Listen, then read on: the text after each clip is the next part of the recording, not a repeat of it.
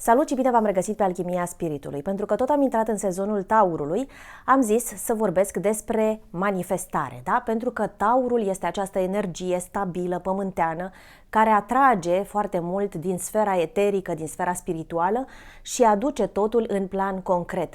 Se preocupă practic de materializări. Foarte mulți astrologi sau foarte mulți cititori de tarot, de fiecare dată când descoperă o carte de tarot asociată cu zodia Taurului, spun adesea este o energie foarte lentă, lucrurile se vor mișca foarte greu. Este adevărat, dar acest lucru are în spate un bagaj energetic extraordinar de mare, iar prin schema următoare vă voi arăta că cel mai mare consum se înregistrează aici, în plan concret, în planul terestru, în plan pământesc, acolo unde operează adesea zodiile de pământ, în special Taurul, cel care aduce din stadiul de eu sunt ceea ce am, da? Aduce lucrurile palpabile, concrete în viața noastră. Așa că acest material este dedicat în special Taurilor, dar este pentru toată lumea, pentru că privește în mod direct procesul de materializare sau de manifestare a tuturor lucrurilor din viața noastră. Adesea aud oameni în jurul meu vorbind despre faptul că s-au concentrat foarte puternic și că în sfârșit au manifestat mașina dorită. Sau, vai de mine, m-am concentrat atât de puternic și am rostit atât de multe afirmații pozitive și să știi că chiar am manifestat bula aceea de înghețată pe care am poftit-o aseară. Sau mă concentrez atât de mult și manifest și chiar a apărut, domnule, filmul pe care mi-l doream pe Netflix. De fiecare dată mă cuprinde așa un râs interior când aud despre astfel de pățanii, pentru că toate lucrurile din viața noastră care se află în aici și acum, în acest moment, sunt manifestarea noastră. Și cum funcționează acest lucru? În mod simplu, bineînțeles, am venit cu o schemă în cariocă, dar iată, mi-am achiziționat o tablă și nu mai este nevoie să consum foarte multă hârtie și să irosim banii, pentru că Taurul ține foarte mult la economiile noastre, de ce nu? Așa că sper că este foarte clară imaginea pentru toți, dar voi citi pe parcurs despre ce vorbesc. Iată cum decurge un proces de manifestare. Manifestăm în fiecare secundă din viața noastră. Toate lucrurile care se află în aici și acum în viața noastră sunt propriile noastre manifestări. Dar de ce nu suntem noi conștienți de toate manifestările pe care le avem? Toate lucrurile, inclusiv că sunt bune sau rele. Nu suntem conștienți pentru că nu participăm adesea cu propriul nostru discernământ sau cu propriul nostru liber arbitru. Iar acest lucru reiese din următoarea prezentare. Am trecut, doamna profesoară trece la tablă, da? Am spus că toate lucrurile care se iscă în mintea noastră, dorințele noastre care se nasc în sufletul nostru, vin din sfera spiritului, da? Care ține de elementul eter, am notat aici. Spiritul, practic, naște în noi o dorință. Ați văzut că asupra dorințelor nu aveți absolut niciun control, pur și simplu deodată simțiți că vreți o nouă poveste de dragoste sau simțiți că vreți, nu știu, mai multă stabilitate materială, mai multă stabilitate în cuplu. Sau dacă sunt lucruri care nu există încă în plan terestru, se naște în capul vostru o scânteie, o idee și deveniți inventatorul unui nou concept, unui nou obiect care nu a mai existat până la voi în lumea largă. Așa că această scânteie vine din sfera divină. Da, este spiritul, este eterul, cel care ne aruncă în noi o dorință.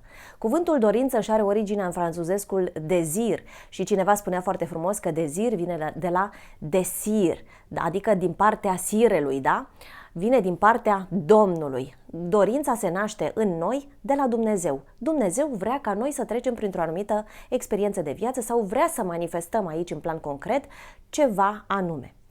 Asupra acestei dorințe nu avem absolut niciun control, se naște pur și simplu în mintea noastră.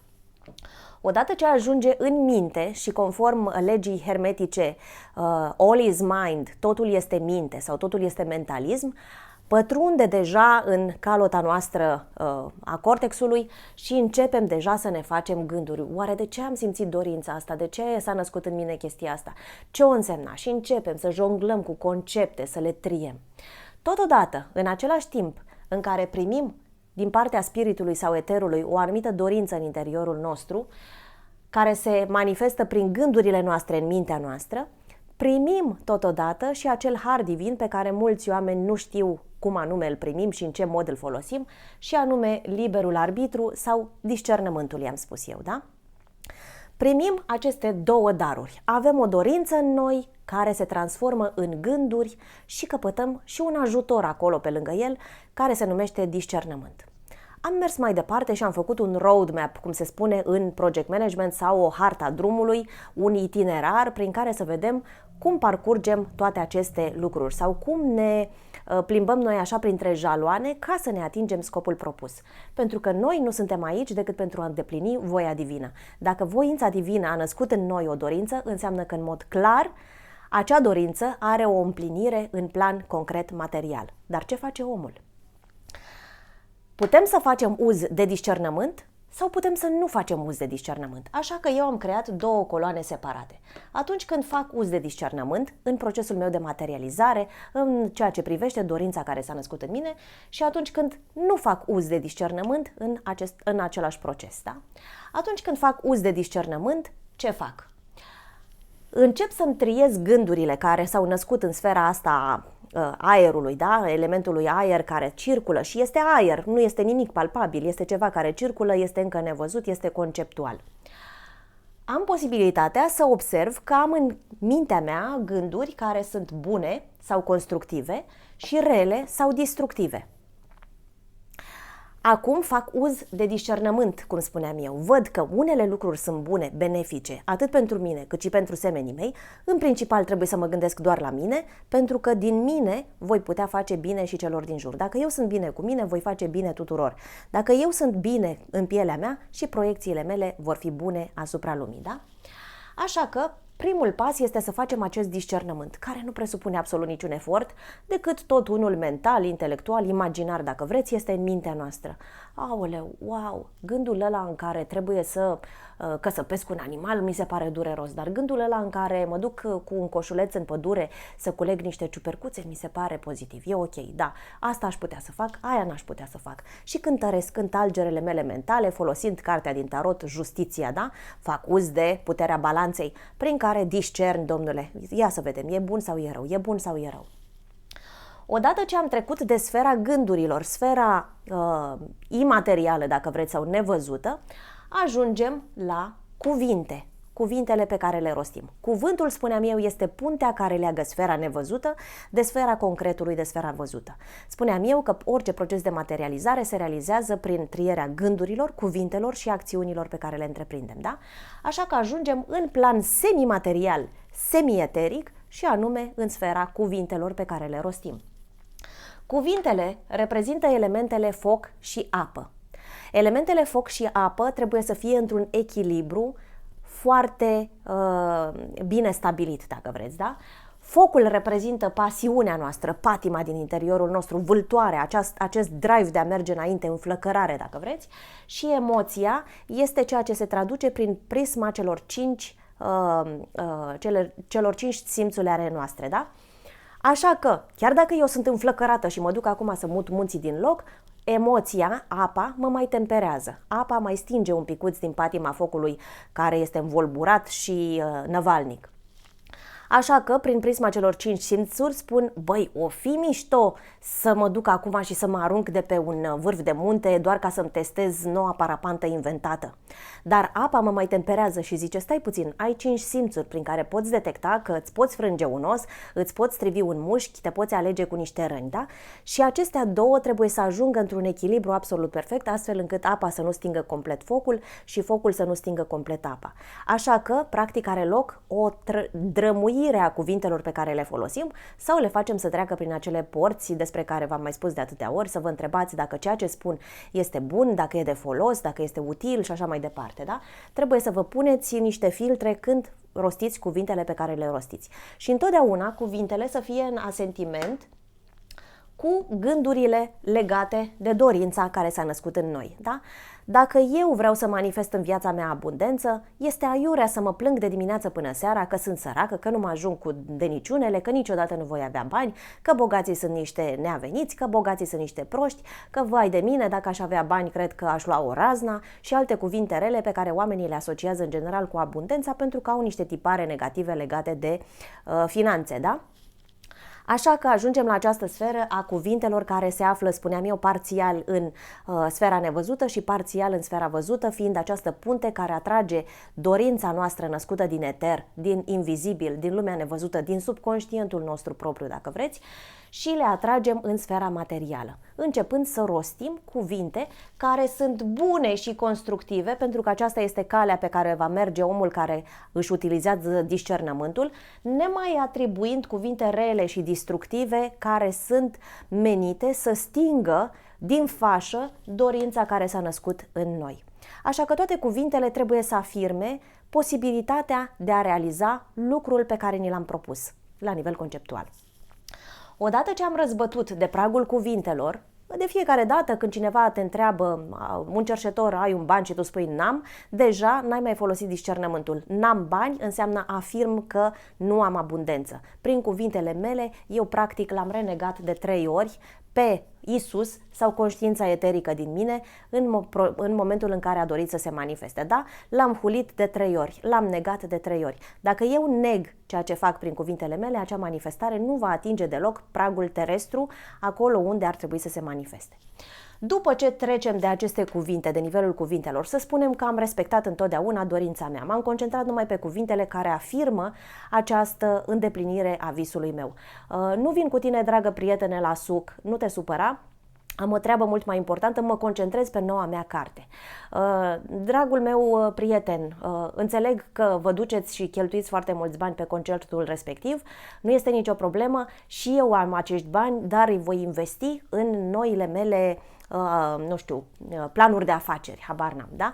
Și în toate lucrurile pe care le fac, eu afirm și reafirm că mă concentrez să dezvolt o anumită afacere. Afirm și reafirm că mă concentrez să dezvolt în mine abundența. Afirm și reafirm că doresc să fiu un om spiritual superior sau dezvoltat spiritual, că superior nu poate fi nimănui, asupra nimănui. Așa că ajungem prin aceste cuvinte la acțiuni. La acțiuni.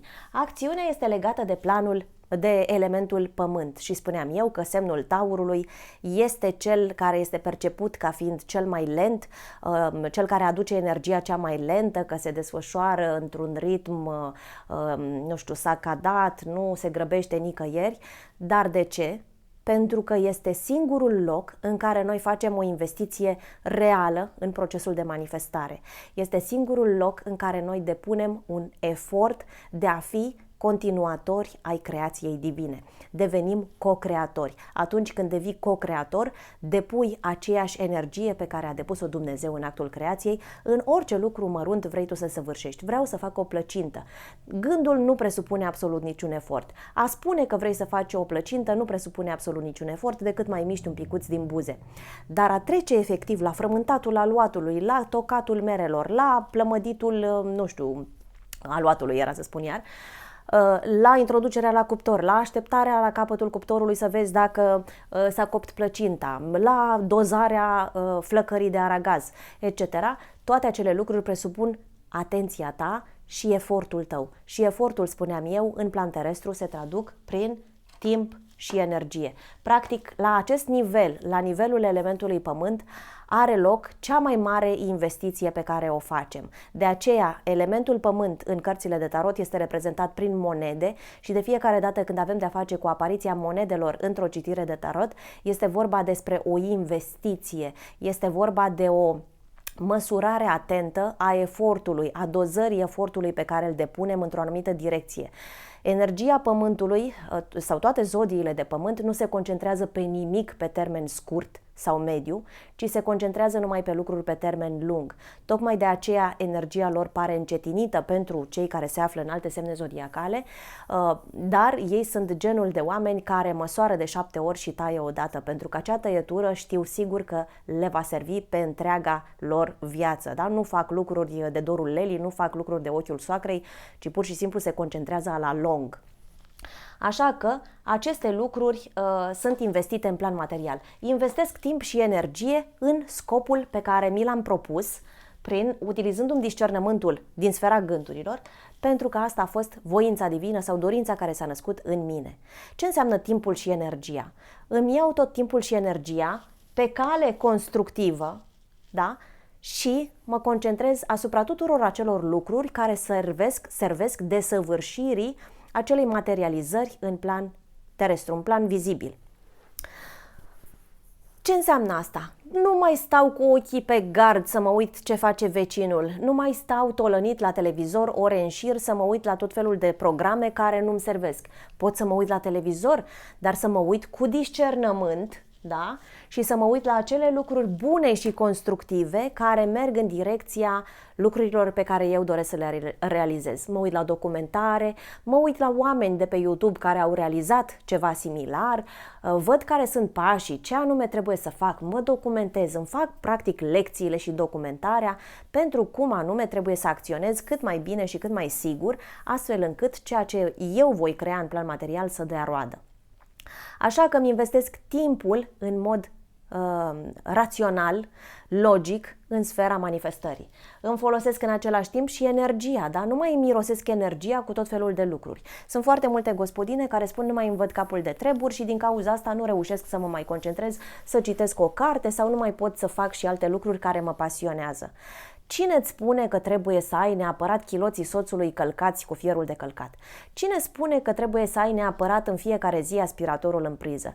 Anumite lucruri le triezi, le dai un picuț la o parte. Este ok dacă n-ai dat cu aspiratorul 3 zile la rând, este cazul meu, și este ok să deschizi o carte și să te preocupi de ce ți încântă sufletul. Pentru că altfel se va încheia această viață unică și prețioasă pe care o ai și va rămâne pe piatra ta funerară, era o bună dătătoare cu aspiratorul.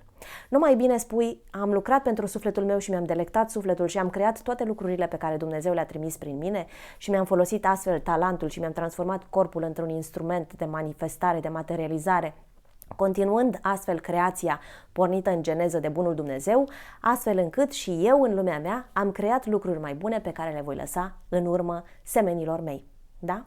Este o mare diferență, așa că puteți să triați foarte mult având grijă unde vă investiți energia, dând la o parte, delegând sau încercând să le lăsați pentru un moment, doar pentru a vă concentra pe ceea ce vă pasionează. Eu fac 100 de treburi pe zi, credeți-mă pe cuvânt, și pentru aceste clipuri, pentru a citi și a mă deschide la minte, pentru a mă căuta și a lucra cu mine însămi atunci când am și eu propriile mele căderi, întotdeauna îmi voi găsi cel puțin 5 minute în zi. Dacă nu mi le găsesc cele 5 minute în zi, atunci când îmi iau papornița pe umăr și mă duc până la piață să cumpăr ceva, folosesc acel traseu pentru a gândi și procesa toate rănile pe care alții mi le-au activat, să spunem, da? Așa că îmi folosesc energia în permanență în acea direcție. Ce se întâmplă în momentul în care nu folosim acest discernământ? Pentru că, spuneam eu, noi manifestăm tot timpul. Să nu spuneți că doar televizorul sau doar mașina pe care v-ați luat-o sau doar, nu știu, înghețata pe care ați mâncat-o a fost o manifestare, wow, miraculoasă. Toată viața voastră este un miracol. Tot ceea ce manifestați, tot ce aveți în jurul vostru este manifestare. Și cum manifestați voi atunci când nu folosiți darul acesta divin numit discernământ sau liber arbitru? Și avem aici coloana fără discernământ, da? În coloana fără discernământ, la fel ca și în coloana cu discernământ, avem gânduri care se nasc în noi, bune sau constructive, rele sau destructive. Dar pentru că nu ne folosim discernământul, am ales că e ok. Așa cum în copilărie i-am lăsat pe părinții noștri să decidă ce mâncărică mâncăm, chiar și acum cu mintea adultă preferăm să lăsăm masele, mulțimile să decidă pentru noi. Tocmai de aceea, acești oameni nu-și folosesc discernământul, îl blochează, da? Nu vreau să mă zgălesc pentru că cine știe ce linii strâmbe mi-este aiurea. Așa că eu merg atât pe calea gândurilor bune constructive, cât și pe calea gândurilor rele destructive. Atenție, ele nu sunt în proporție egală, da? Omul poate să oscileze, poate să se concentreze mai mult pe gânduri constructive sau poate să se concentreze mai mult pe gânduri destructive. Ele sunt în haos, într-o deavalmă. Având aceste două tipuri de gânduri activate, bineînțeles că trecem în două tipuri de cuvinte pe care le folosim în viața de zi cu zi. Și vom folosi cuvinte bune sau constructive în direcția lucrurilor pe care am vrea să le atragem în viața noastră, dar folosim și cuvinte rele. Adesea, când ne gândim la un singur obiect al manifestării noastre, când folosim și cuvinte bune și cuvinte rele, acestea două se anulează. Când avem un plus și un minus, ele se anulează, da? Așa că cele două pot reprezenta acel tren care are două locomotive, unul merge înainte și unul trage în cealaltă direcție și atunci trenul nu mai pleacă din gară. Este zero manifestare, zero dare de roadă, dacă vreți în limbaj biblic, adică omul devine complet neproductiv. Nu poate să facă nimic, nu poate să creeze nimic. Și este acel om care stagnează ani buni, nefăcând nimic util în viața lui și stând așa și frustrându-se sau nici măcar băgând de seamă, practic, că este blocat în loc. Pe acela, dacă îl vezi și peste 11 ani, este în același loc în care a fost în trecutul său, fără să fie înregistrat absolut nicio evoluție, pe nicio direcție în viața sa. Pur și simplu merge așa, trăiește ca frunza în vânt. Așa că acesta poate manifesta cuvinte bune, cuvinte rele, dacă sunt ambele focusate pe același obiect al dorințelor noastre, ele două se anulează. Dar să spunem că cu unele creez lucruri bune și cu altele creez lucruri rele. Mă concentrez de fiecare dată pe lucruri care sunt disparate, da? Și asupra lucrurilor bune mă concentrez foarte mult pe viața de familie, îmi fac acolo copiii, reușesc să-i cresc, să-i fac mari, în schimb am gânduri și cuvinte rele referitoare la starea mea financiară și spui de fiecare dată, știi, pentru mine familia contează. Nu e adevărat. Este adevărat pentru acel om, dar una este să-ți crești copiii cu dragoste în sărăcie, alta este să-ți crești copiii cu dragoste în bogăție. Se poate să le ai pe amândouă. De ce să alegi doar o singură cale? De ce să crezi că în această viață Dumnezeu te-a lăsat ca să ai parte de suferință egală cu bucuriile pe care le înregistrezi? Nu, ți-a dat belșug și abundență. Doar noi decidem că nu vrem să folosim acel liber arbitru, acel har divin, acel dar primit la naștere de fiecare dintre noi și să mergem mai departe cu propriul nostru filtru și să spunem Dumnezeu a dat, Dumnezeu a luat, asta este, în viață nu poți să le ai pe toate, știți gândirea românească clasică, da? Poți să le ai pe toate dacă le îndrepți pe toate către cuvintele bune. Să spunem că am trecut și de pragul cuvintelor și ajungem acum la planul terestru, la elementul pământ, acolo unde trebuie practic să ne concentrăm timpul și energia astfel încât să manifestăm, să ne căznim, să naștem, să scoatem în afara uterului nostru fertil și creativ toate acele lucruri pe care le-am visat, le-am dorit, le-am primit așa ca dorință divină. Având cuvinte bune și cuvinte rele, care poate să fie rezultatul? Acțiuni mixte. Fac și bune, fac și rele, fac și fapte bune, fac și fapte rele, dar vorba aia, gura este atât de proastă că nu-și dă seama ce spune. Vorba lui Iisus pe cruce, iartă-i, Doamne, că nu știu ce spun. El gândește despre el însuși că este bun, dar bălăcărește de dimineață până seara pe cineva. El gândește despre sine că poate atrage în viața lui manifestări, dar prin cuvintele sale anulează orice manifestare, aducând și amintind tot timpul vremurile de sărăcie, vremurile de odinioară, că era mai bine pe vremea lui Ceaușescu, că era mai bine nu știu când, neconcentrându-se pe infinitatea de oportunități care s-a deschis în calea omenirii în epoca modernă, da? În vremea lui Ceaușescu nu știam că un puști poate să facă clipuri pe YouTube despre nimic. Deci poți în ziua de astăzi să faci un clip despre cum îți tai unghiile și să ai 1 milion de abonați și probabil și o grămadă de firme care îți fac endorsement și care te plătesc pentru anumite reclame, da? Dar noi, pentru că avem acea gândire negativă, am rămas cu faptul că doar pe vremea lui Ceaușescu se puteau izbăvi oamenii sau doar dacă furi sau doar dacă faci nu știu ce, atunci anulezi toate celelalte posibilități care se află în jurul tău, deși toate există în aici și acum. Toate lucrurile pe care le știți au fost create la începutul lumii. În acea geneză, Dumnezeu nu a creat doar planetele, luminariile, omul și pământul și ierburile de pe pământ, ci a creat totul. A așteptat doar ca omul să vină să-și deschidă percepția și să vadă în spațiul acesta nevăzut că se află o mică navă spațială care are capacitatea să mă teleporteze pe o altă planetă. E nevoie de mintea mea, de deschiderea mea, de inclinația mea spre știință și de investiția mea activă, de timp și energie pentru a concretiza această viziune pe care o am în fața ochilor mei. Cartea pe care un scriitor o scrie este deja în mintea lui. Vorbeam cu Elena Nițoi, care mi este o foarte dragă prietenă de acum înainte și sper că o să rămână așa pe termen lung, că atunci când compune poezii, ea are poezia întreagă în cap. Și cum îi vine acea poezie, vede o frunză în aer și deja s-a descărcat întreaga poezie. La fel și cu materialele mele. În meditația mea de dimineață, chit că durează 5 minute sau că durează 40 de minute, îmi vine tot clipul și toate legăturile pe care le pot face cu pasaje din Biblie, cu pasaje din alte cărți pe care le-am parcurs. Bineînțeles că nu pot face legături cu acele cărți și informații cu care nu am încă tangență. dar folosesc toate cunoștințele de care dispun pentru a explica acea viziune pe care am avut-o, care, în mai puțin de 2 sau 3 ore după ce m-am trezit, devine această fișă în cariocă pe care eu o prezint. Viziunea era deja acolo. Clipul era deja acolo. Trebuie doar ca eu să mă spăl pe față, să îmi mulțumesc lui Dumnezeu pentru dorința care s-a născut în mine, să nu spun nu în cuvinte rele la dorința care s-a născut în mine și să spun voia ta facă-se, nu voia mea. Și atunci vin și mă așez în fața camerei și folosesc acest plan al elementului pământ prin care materializez, iar acest clip, în mai puțin de 20 de minute după ce l-am filmat, este uploadat pe YouTube cu comentariile de rigoare și începem deja să avem un raport, o legătură directă. Așa se manifestă lucrurile și se manifestă foarte, foarte simplu și foarte logic în viața noastră, în tot ceea ce facem. Haideți să trecem mai departe. Am trecut acum la acțiunile mixte. Ce creează acțiunile mixte? Rezultate mixte.